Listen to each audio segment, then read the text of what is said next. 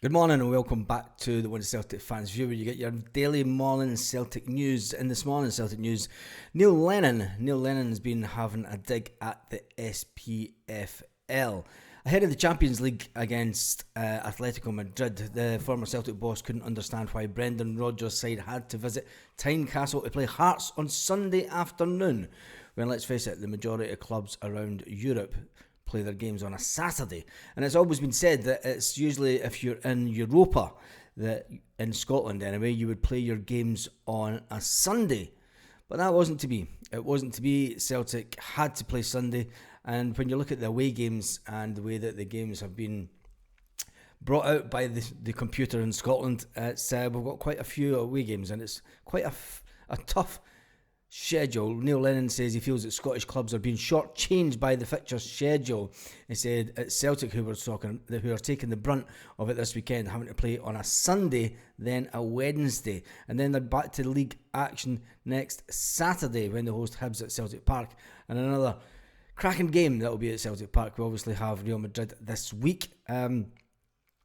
The ex-Celtic manager said Celtic are playing on a Sunday afternoon when they've got Champions League game on the Wednesday night. Atletico Madrid played on Saturday evening.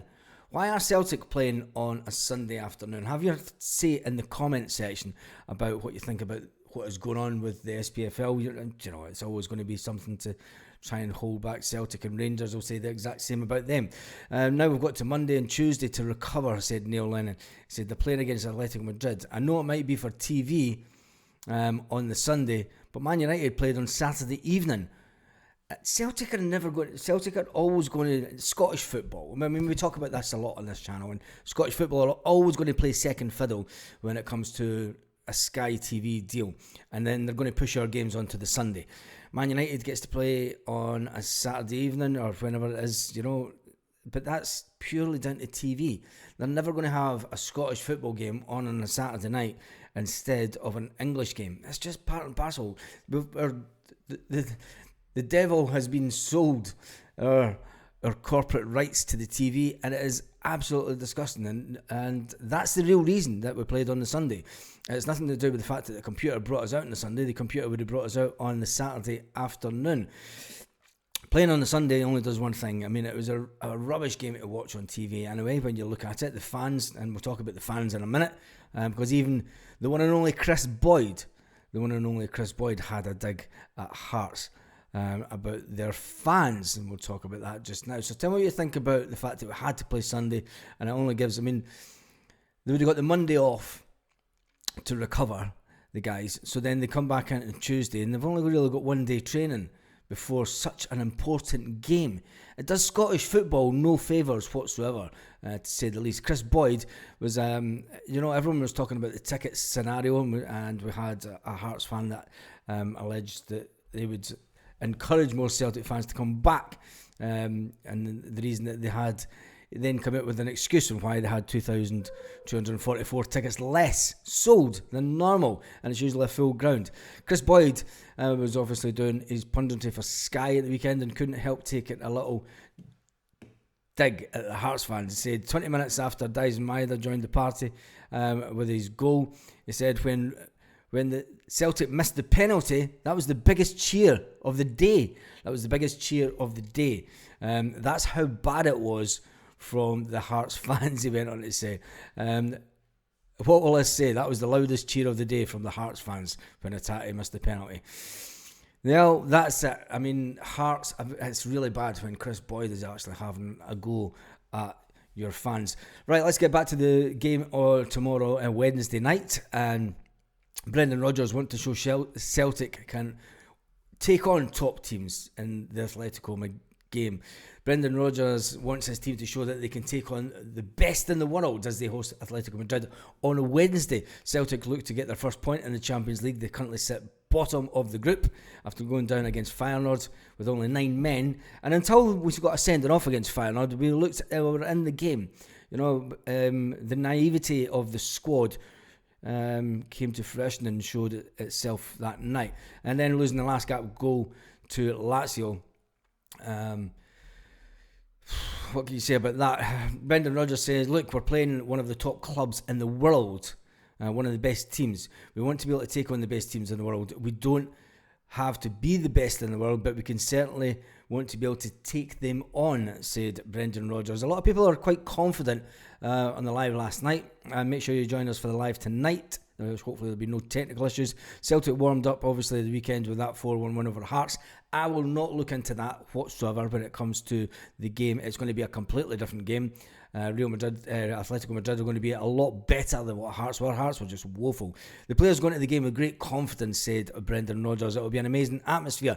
And let's hope all the fans do get the atmosphere back. We really need the Celtic fans to sing and shout for the full 90 minutes and make as much noise and get the ground back to what it was years ago and being a complete fortress and put the complete shivers into players. Because let's face it, this lot are going to bring out a shirt and they're going to talk about something that happened a long time ago before the majority of Celtic fans that watch this channel were even born. Although there is a big percentage that were born and can remember the game in 1972. It's going to be brought up and it's going to be in the media. At the end of the day, you know, the current group of players weren't even in their father's eyes in 1972. Their fathers weren't even born in 1972, most of the current squad. It's a chance to play against a really good sides.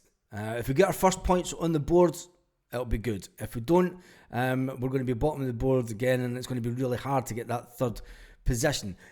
Matt O'Reilly, he wants to go into the game with a positive mindset after hitting his 6th goal of the season in style against Tynecastle. That absolute screamer on the volley. He does something like that against this Real Madrid, the Atletico Madrid side, they've got the chance. They're only one game behind. If they win their next game in hand, Atletico Madrid, they'll go top of the league in La Liga. Yes, they will go in front of Real Madrid. So the two top Madrid teams battling it out, which is unusual for Spain. It's usually Barcelona that's up there.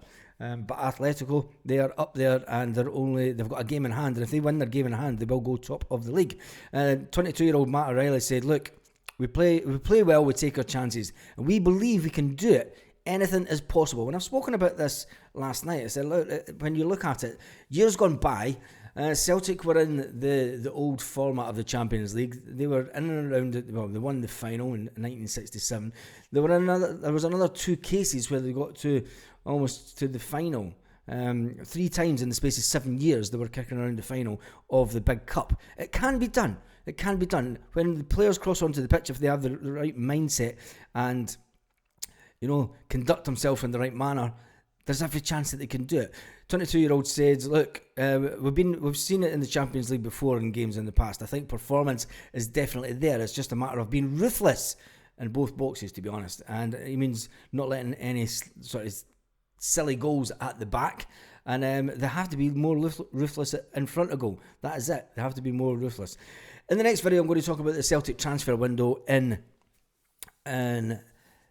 this upcoming window, because I think there's going to be a big turnaround in player. When you look at the size of the Celtic squad, we're sitting with a huge squad just now.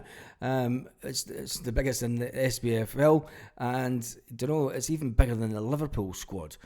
When you look at it, there's no less than 32 names in the current Celtic squad, although some of them, there's about 5 of them are currently out on loan. So the next video I want to talk about those players. Make sure you join us for that. And you know, I think there's going to be a massive call in the next transfer window, so we'll talk about that and see what you think. On that note, have a fantastic day, Celtic fans all around the world. Roll up to the party.